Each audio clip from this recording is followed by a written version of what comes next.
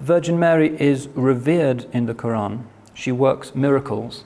Some perfectly respectable medieval Muslim theologians have numbered her amongst the prophets because God speaks to her, and that's the definition of what a prophet is, if God speaks to you directly.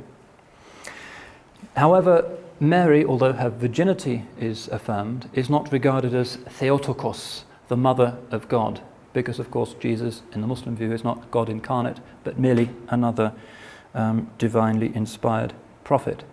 So although the Blessed Virgin is very revered by Muslims and is seen as some kind of model, nonetheless she doesn't have such an exalted place in the divine economy of salvation that you'll find her playing in Catholicism. And particularly in recent Catholicism, it was only in 1950 that the doctrine of the Assumption of the Blessed Virgin was declared to be divinely inspired doctrine by the Vatican. So again, we have another figure who seems to be a point of contact and possible fruitful interaction between Muslims and Christians. But when we look a little bit further, we see that there are in fact key differences.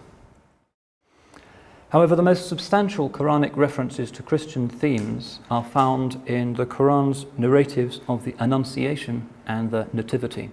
And here we have very extensive passages in the Quran.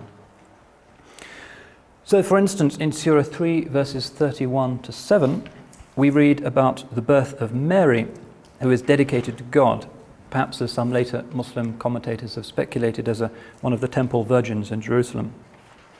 The text goes on, "Her Lord accepted her graciously and made her grow in grace. Zachariah took charge of her. Whenever Zachariah entered the sanctuary to her, he found beside her a provision. He said, 'O Mary, how did you come by this?' She replied, 'It is from God. God provides without reckoning for whomsoever he will.'" Like several of the Quranic references to the Virgin Mary, this includes non-biblical material. In fact, there's more about the Virgin Mary in the Quran than there is in the New Testament.